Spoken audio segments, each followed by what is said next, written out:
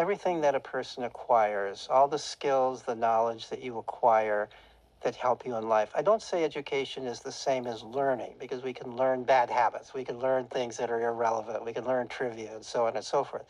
So, by my definition, education automatically is a good thing. It has a halo around it, just as it does in most of our society. It's a good thing. But most people in our culture confuse education and schooling. So we talk, if I were to ask you, how much education do you have? You would tell me what your highest degree in school is. That's such an important distinction. This is so significant, and I really care about how we use these terms, schooling and education, because he's exactly correct. People use them interchangeably, and they the way they describe how educated they are. First of all, the public education system has kind of indoctrinated us into believing that this is the only way to interpret our level of understanding things is how many grades we've accomplished, how much schooling we've undergone, and even that in that context, schooling sounds off. But education being interchanged with uh, schooling is very schooling is very much that's a problem. I think it's I think it's a huge problem because we've lost insight into how education is fundamentally what Peter Gray is saying. Education is our understanding of the world and useful knowledge that we take on as we live our lives. Let's hear what else he has to say. And that would probably be the answer that I would be looking for if I were to ask it that way. But if I were really to be talking about education, I think what we all have to recognize is if we define education as I just did, the knowledge and skills that help you live a good life, most of everybody's education is outside of school. Most of everybody's education comes from all of your life experiences. We're constantly trying out things. We're constantly learning things. We're constantly, and some of it is good, and some of it's bad, and what I'm saying is the stuff that you learn, the skills you develop that help you in life, in the kinds of 5 ways that I've just described, that's education, and that comes not just from school. Yeah, After that's spending so 50 years on significant. Wall Street. An ad, sorry. That's so significant in how we really shift the paradigm moving forward. And this is a major part of what I'm doing in my school community. I always find it funny when I'm talking about this topic that the website that I'm using is called school.com and it's spelled wrong. It's almost like it's a deliberate like irony. Uh, but yeah, talking about education and our education system, it's a system. We've systematized what education means in a colloquial sense. So we take away the idea that education is schooling. And like Peter Gray pointed out just now, those things are not interchangeable because education really comes from our lived experience. You know, to borrow a uh, currently overused term, but how we engage with the world and what we learn in the process of engaging with the world. We figure out how to have a better life by engaging in experiences. And so much of our experiences revolve around trial and error. And I think what art for my community and for what I'm trying to encourage a new generation of, so much of that, what art does, it's like a perfect microcosm of learning, of real learning, and real life education. Because when you engage with art, everything you're doing is taking that life skills and distilling them through a practice. And your outcomes are always shifting because you're learning new ways of approaching how to make something. And just like life, when you are going about your day-to-day experiences, learning new ways to approach life, art is reflecting everything back to you in real time. I mean, it's kind of like a live stream. uh, so it's essential. I think it's absolutely profoundly essential that children really engage with this from as early of an age as possible. I think art has the power to totally transform how someone interacts with the world because they're engaging in a way that is activating every part of themselves and what they understand about who they are. So, from an early age, if you are able to develop something, and this is not just about developing a skill. That's the thing I want to emphasize over and over and over. Is it's not about learning how to draw so that you can become a really good draftsman, because being a good draftsman can you can apply that skill to various sectors of the economy or whatever. While that may be true superficially, that's not the whole point. It's skills are relevant and good, especially within the creative arts. But those skills are foundational in helping us discover who we are as people. And the sooner you can do that, the more efficient you become at finding what your true purpose is in life. I believe we're all sent here to accomplish our very specific goal. And if we can establish society to enable and help each other accomplish that very specific goal from as early of an age as possible, then we should be doing that. And that's what this whole paradigm shifting thing that I keep talking about is. That's what I want to do. Let's watch this ad about a 50-year-old Wall Street legend. Street, I just handpicked the company I believe could go down as one of the best performing stocks of 2020. What has happened to childhood? So, some of my research has been oriented around historical changes in how children are treated. I've been specifically interested in how much freedom children have to play and explore, to be with other kids away from adults. Historically, if you really look back historically, except for times of child slavery and times of intensive child labor, children have spent most of their time interacting with other children away from adults. Part of my research has been to look at hunter-gatherer cultures, not directly, but by interviewing anthropologists who've studied hunter-gatherer cultures. And we were all hunter-gatherers for 99% of human existence. And in every hunter-gatherer culture that's been studied, children from the age of about 4, when they're regarded as having common sense and they don't have to be around adults to be taken care of, from the age of 4 onto the mid-teens, roughly what we think of as the school years, are out playing, exploring, largely away from adults all day long, dawn to dusk, the anthropologists tell me. And that's how they learn. They learn how to get along with one another. They learn how to solve problems. Learn by playing.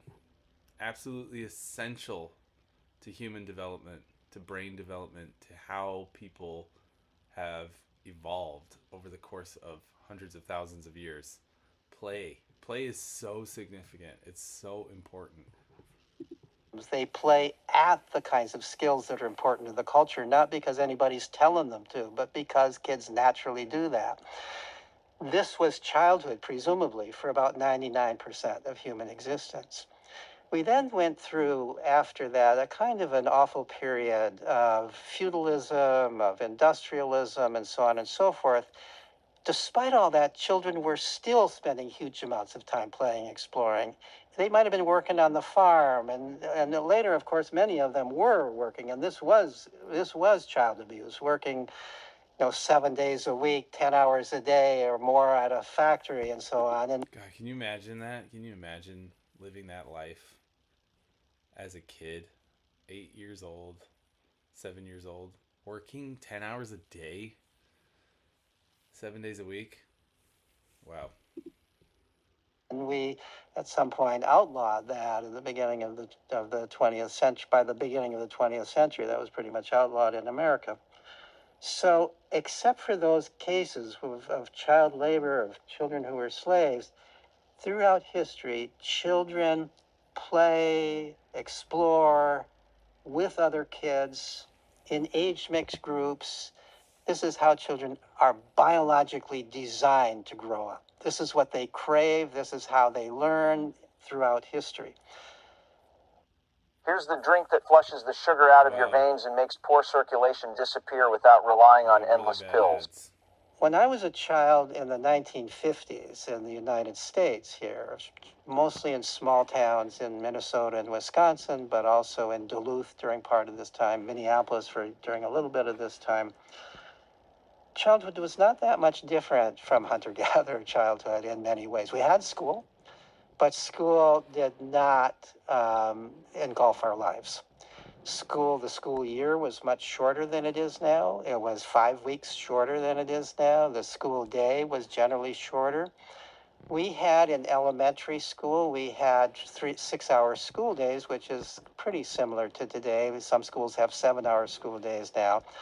But two of those hours out of 6 hours were outdoors playing.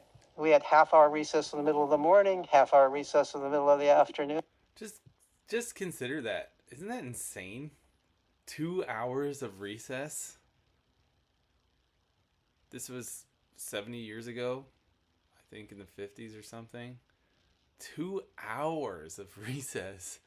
I mean, my daughter right now, she's 6 years old. The elementary school down the block from us, they have indoor recess. Indoor recess. A lot.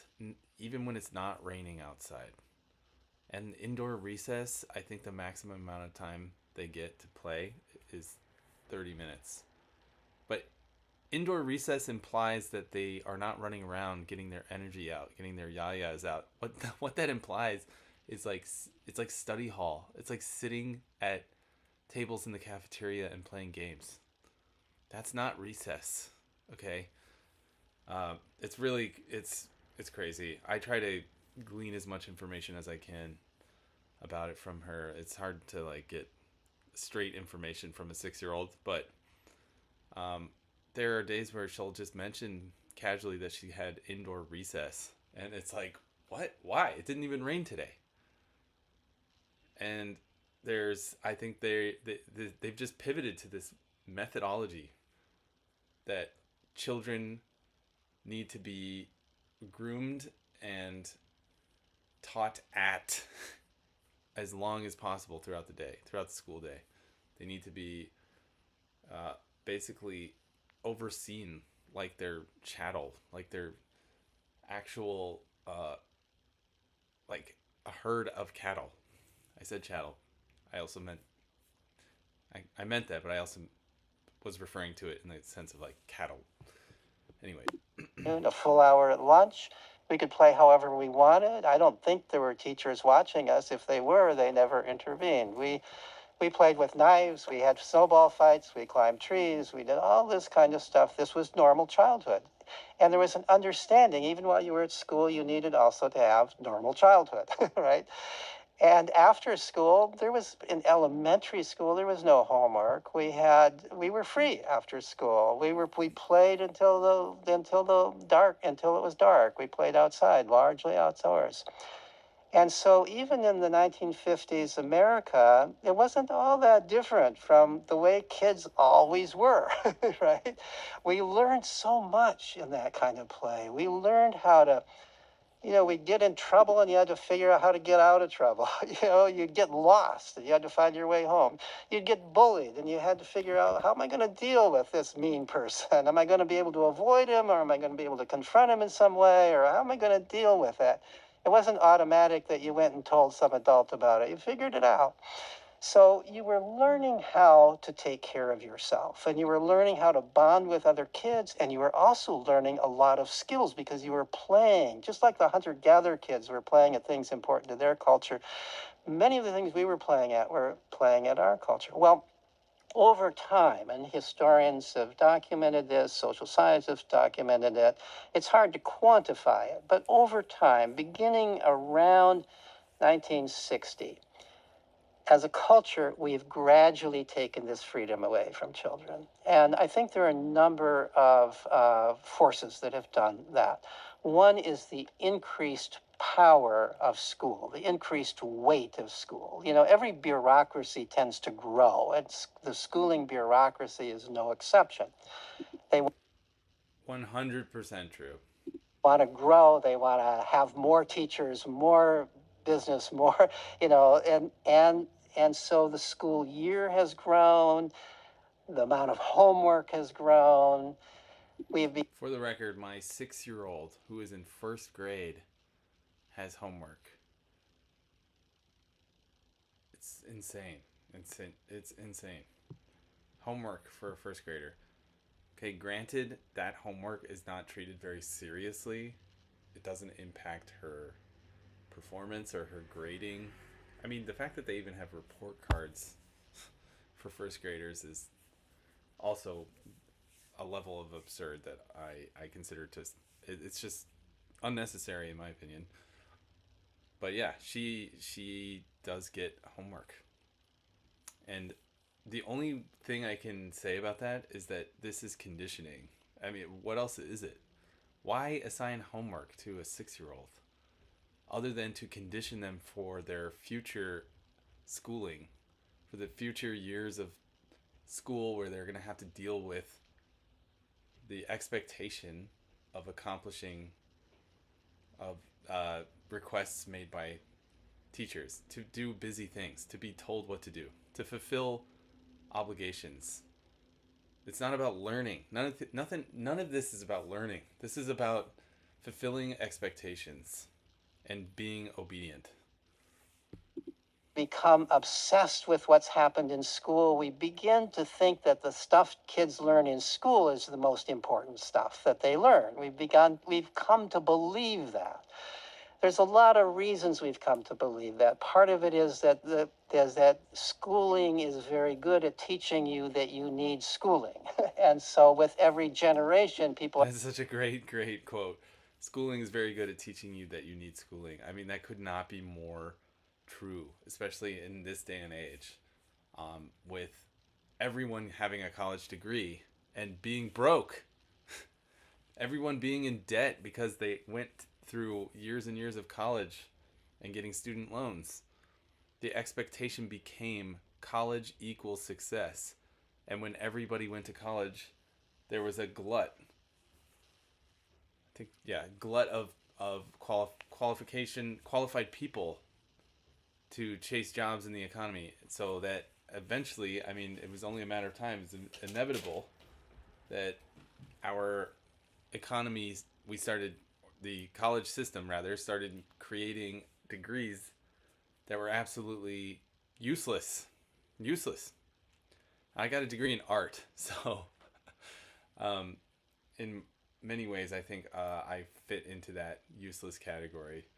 Not entirely useless, but because about how our society prioritizes things, I think the way we are teaching art and using it in the higher education system, it's not helping people go places, let's just say. People are more inclined to think you need more schooling, that schooling is how children grow up, it's how they learn, that's part of it.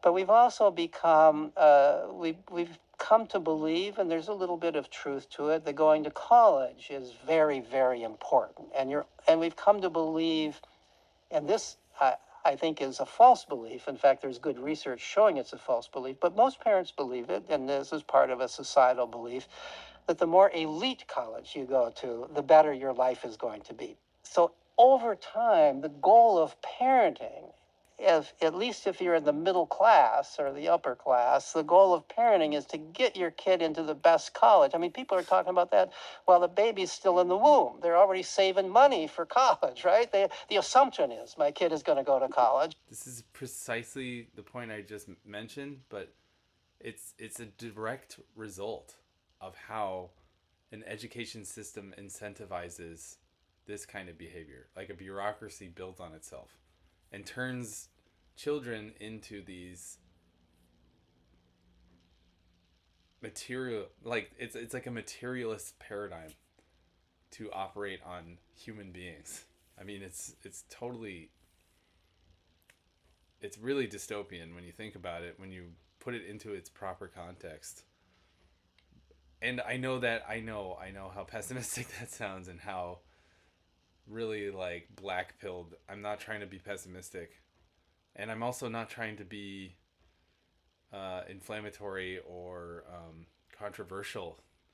I know it is automatically controversial to critique the education system. To critique, I mean, if we just think about that, just the idea of critiquing the education system in our society, if you have anything to say that is not essentially a complaint that we all understand, if you have anything to say about it being a systemic problem, I think most people in private agree with you, or at the very least see what you're talking about.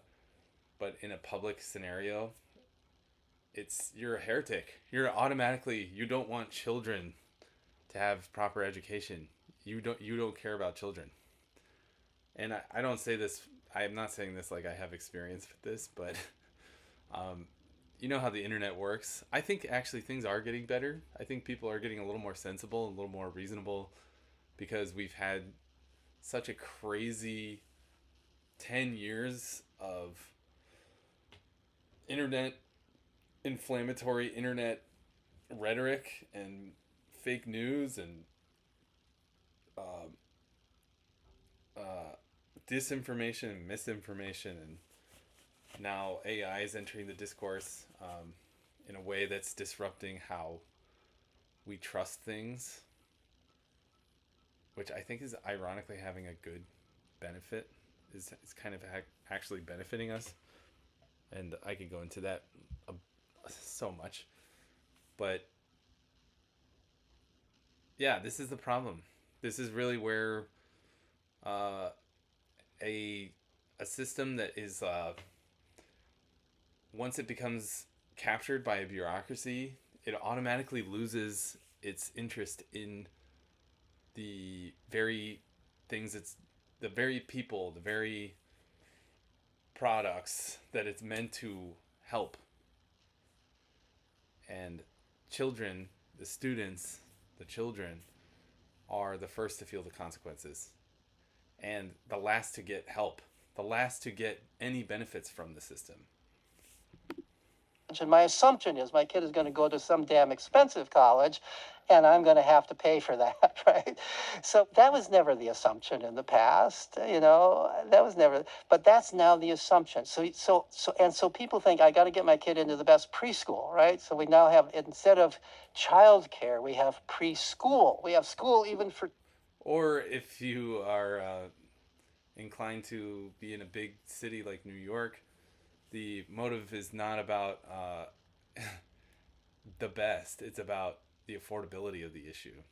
And now, because everything revolves around getting freebies, we incentivize people to put their kids into the schooling system at younger and younger ages. Tots, right? And we call it school.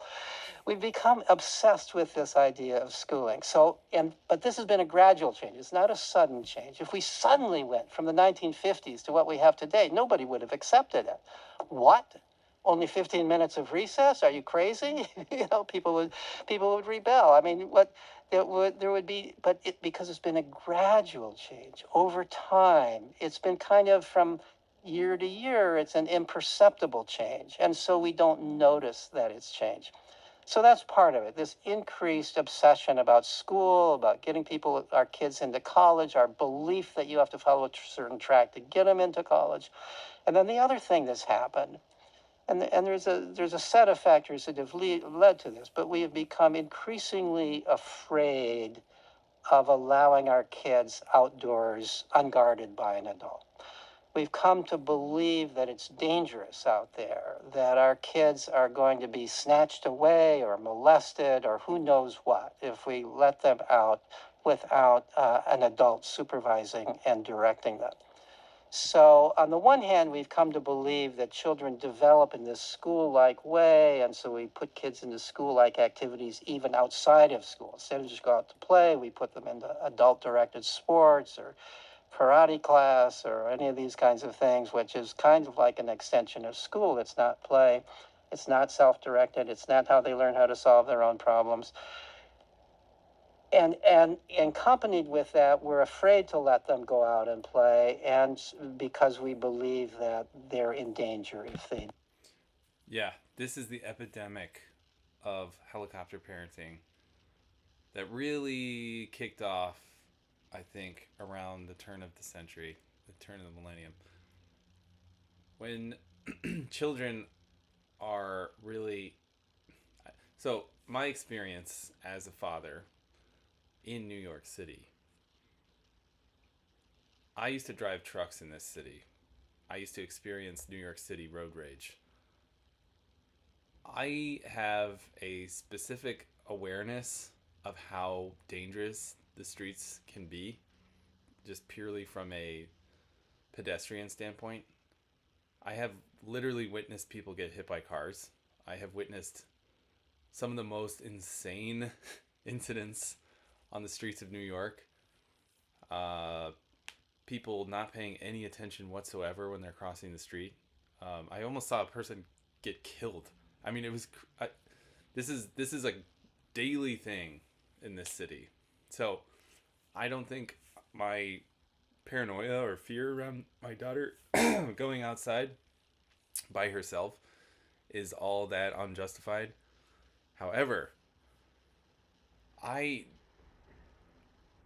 feel there's so much riding on you as a parent, especially in a neighborhood community, that our standards now really look down upon parents who are letting their kids be independent. And yeah, I'm kind of guilty of this myself. Like, if I see kids in the park, we have a local park that's very family friendly, very safe. But even when I see kids in there by themselves, if they're younger than 10, I'm triggered. There's a little bit of concern that jolts through me. Like, what's going on? Where are these kids' parents? Whereas, I mean, in 1950, as Peter Gray is alluding, this was not even questioned. This was not even a thing. And I believe that. I believe that in this very same neighborhood, when driving was actually way more dangerous in a lot of ways, there weren't nearly as many safety precautions put into place on the streets. I mean, nowadays we have bike lanes everywhere. We have speed limits. We have seatbelt mandates. We have all sorts of things that really ensure safety for the streets of New York and the streets of any city, really. And back 70 years ago, those things were in their infancy. They were either not aware of them at all, or they were just starting to become aware of the dangers of them. And cars were way heavier. They were bigger. They were probably harder to see past the hood. I mean, there was a lot more pedestrian fatalities back in the day. Yet, in that era, kids were more likely to be outside playing by themselves, even in New York City. They do. So these two forces combined have really led to a situation where it's not an exaggeration to say that our children are more or less in prison. In school, they are in an institution where they're told exactly what they have to do. I know that sounds extreme, hyperbolic even, but I think this is a very, very valid point. And when you truly consider what he's saying, especially with how schools look, I mean, schools from back in the day to modern schools, there's a website I remember seeing a while ago that was like comparing a school to a prison, and you had to guess which one was the school and which one was the prison, and half the time you couldn't tell which one was which. Just saying. Where the basic human rights are not permitted, where you have to follow certain rules very rigidly. This is not like a job. A lot of people say, like, well, don't we all adults have jobs? No adult would accept a job that is as rigidly controlled as school is. No adult would accept that. So, and then they go home, and it's sort of like home confinement. They're not kind of allowed outdoors unless there's some adult, could call them a guard, going out with them, right? I mean, this sounds maybe extreme language, but think about it. This is what we have done to childhood. Well, no wonder that over the same years that we have increasingly taken children's freedom away from them, we have seen dramatic increases in depression, in anxiety, and even in suicide in school-age children. Dramatic increases. There's no comparison. The rate of, based on standardized clinical questionnaires that have been given to normative groups of school-age children over the years, the rates of depression and anxiety are at least 8 times what they were today, what they were in the 1950s. The rate of suicide among school-age children is at least 6 times what it was in the 1950s. This is a gradual change that's occurred over the same period of time that we've had this gradual reduction in children's freedom. How does youth anxiety... I feel. Let's open this beautiful box from Lev Ha'olam, from Psalms. Okay. How does youth... I'm gonna stop this stream after I make this comment because it's not really my desire to go down this path of like the anxiety and depression stuff, even though I could. I think there's a little more nuance to what's being said by Peter Gray here, but for the most part, I agree with him. And I think you get the gist of what the whole discussion is about. And like I was mentioning earlier, I think helping everyone have a new, clear understanding of how our society prioritizes certain things, specifically children learning.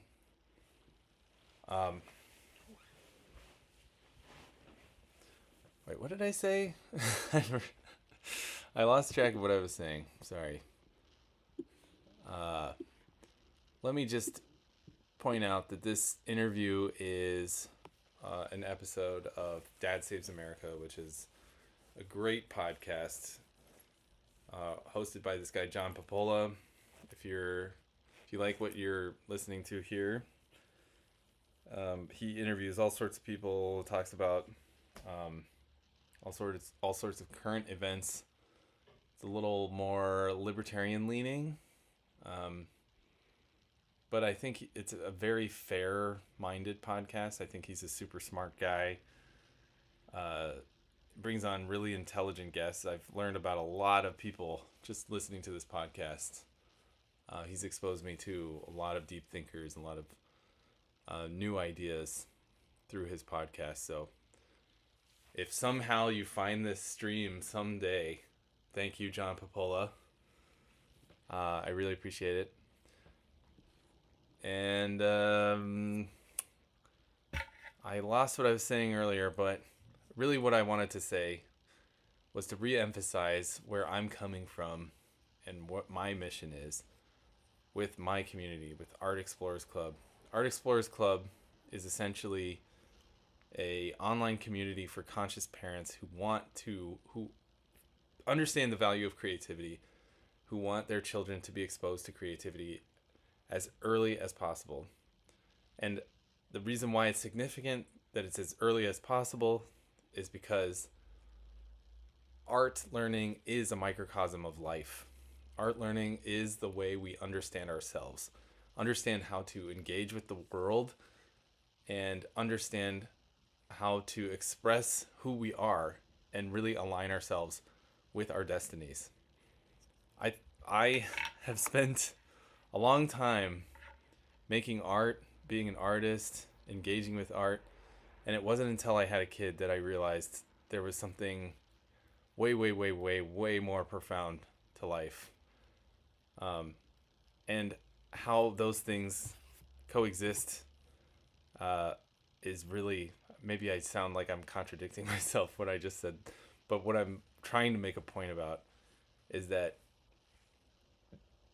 children, valuing how children learn and what they're experiencing is how we can help our society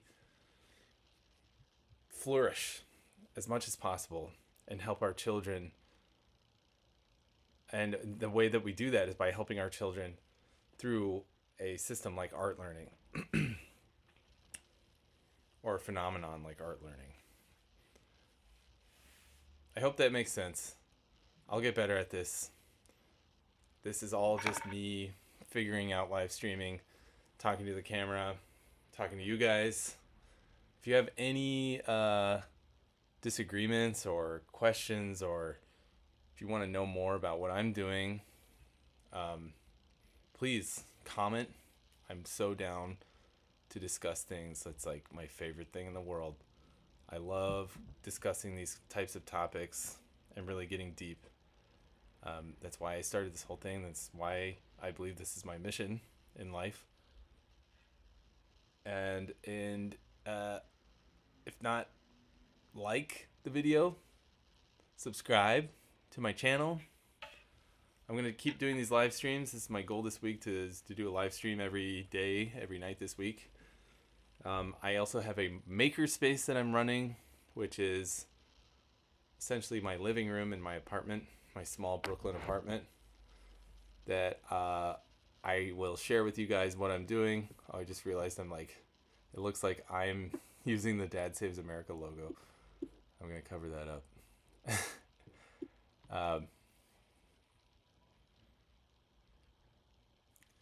Yeah, so I'm using a makerspace to share everything I'm doing. I love creating things.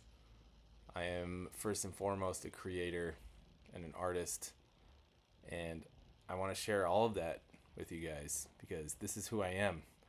And you know what? Yeah, that's what this whole thing is for. That's what we're here to do. We're here to share our gifts and our beliefs and our ideas and knowledge with each other. So, and our cats. We're here to share our cats.